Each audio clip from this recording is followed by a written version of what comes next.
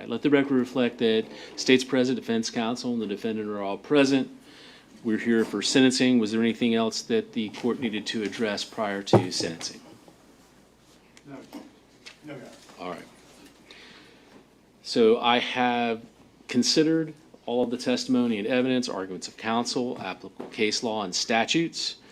I have prepared a written sentencing order, which I'll file contemporaneously with the pronouncement of the sentence here today. I also have copies for the state and defense, which I'll hand out once I conclude. So in the state of Florida versus Wade Stephen Wilson, case number 19 CF 568,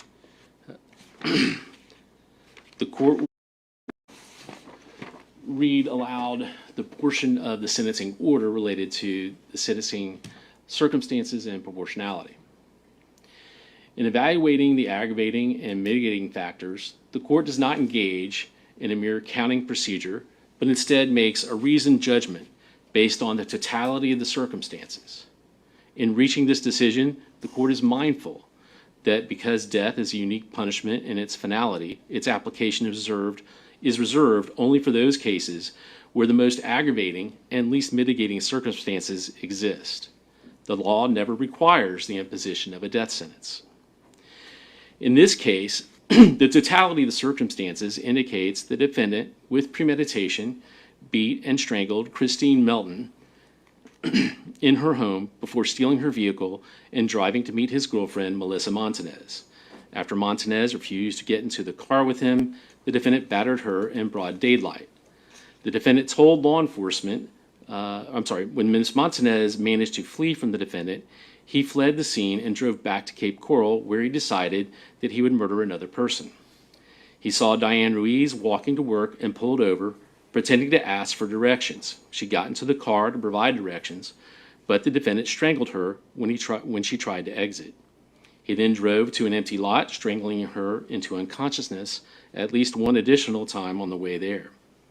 When she tried to flee from the car, he drove over her at least one time, inflicting mortal injuries to her spine, ribs, and neck. The evidence showed that both murders were heinous, atrocious, and cruel, and that the second murder was cold, calculated, and premeditated. The defendant inflicted serious physical and emotional pain to the victims. Moreover, the defendant committed the murders while on probation for prior felony convictions, and he committed 2 first-degree murders contemporaneously with each other and with grand theft of a motor vehicle, battery, and burglary of a dwelling.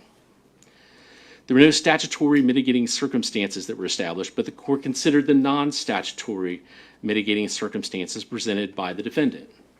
Out of 13 enumerated non-statutory mitigating factors, the court found that 10 had been established.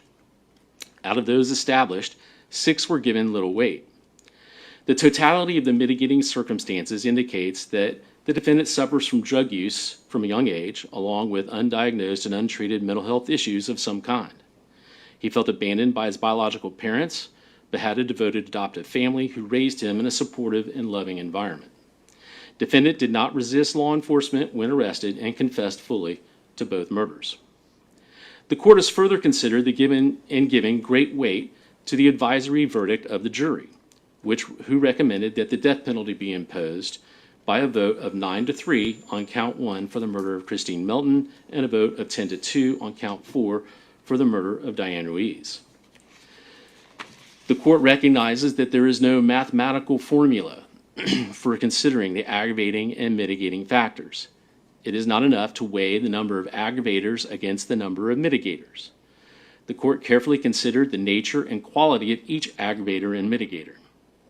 Having reviewed all of the aggravating factors proven beyond a reasonable doubt and all of the mitigating circumstances reasonably established by the evidence, the court finds that the aggravating factors greatly outweigh mitigating circumstances.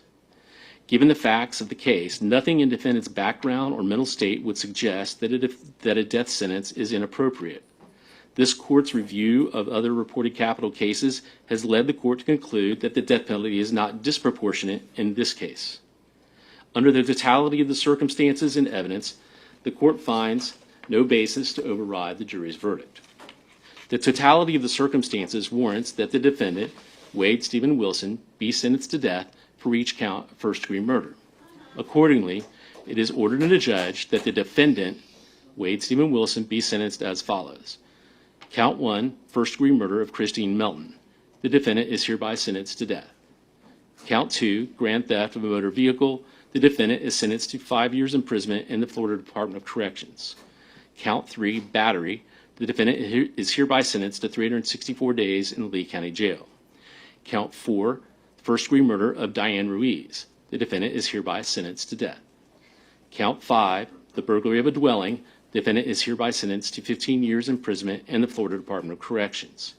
Count 6, petty theft. The defendant is hereby sentenced to 364 days in the Lee County Jail. The defendant is given credit for all time served on this case on all counts. All counts are to run concurrent with each other, meaning at the same time. All statutorily mandated fines, fees, and costs as announced on the record are imposed, and the defendant is committed to the custody of the Department of Corrections for execution of this sentence as provided by law. The defendant is hereby notified that these convictions and sentences are subject to automatic review by the Florida Supreme Court. If he cannot afford an attorney to represent him in any appeal, the court will appoint one for him. Are there any other matters to present to the court? Briefly, Judge, the state would be seeking $17,500 cost of prosecution. I'm sorry, how much? $17,500, Judge. All right. Any objection? No, sir. All right. That will be imposed then. Any other terms or conditions? Absolutely, Judge. We just want to make sure that Mr. Wilson has absolutely no contact with the victim's family in this particular matter. There'll be no contact ordered with any of the victim's family members and anything else. No, Your Honor. Thank you. All right. Judge, I understand he has other cases pending here elsewhere. Mr. Wilson asked me to ask the court within whatever authority you have to get him to death row as soon as possible. Okay. Well, in relation to those other cases, I know we have cases pending here in the circuit. Today is not the day to handle those. I would maybe put those, I could do it as early as September 16th. I believe that's Monday morning. That's Malcolm's case, Judge. Yes, Your Honor. Malcolm Dowling from Mr. Wade Wilson. September 16th would be fine, but. Okay. Well, I think it'd be more appropriate to handle that at a different time. So let's do that September 16th then at 9 a.m. for the other cases, which are case numbers. 20 CF 16591 and 23 CF 15499. Okay. And we have court on 16th, right? Yes, Your Honor. Okay. Judge, if I may, he also has a VOP warrant out of Broward County, Palm Beach County. I'm going to get in touch with the authorities over there, but if need be, we'll ask the court to ROR him on that VOP warrant so he can be taken up to. Well, it's not a motion in front of me today, but if you certainly are able to file whatever you want to file, and Yes, sir. I'll consider it. Thank you. All right. Anything else? Not from the state, Judge. All right, sir. Then, Mr. Wilson, you will be fingerprinted and remanded to the sheriff's department. It will be held without bond and for transport to the Department of Corrections when it's appropriate. If nothing else, then we're adjourned.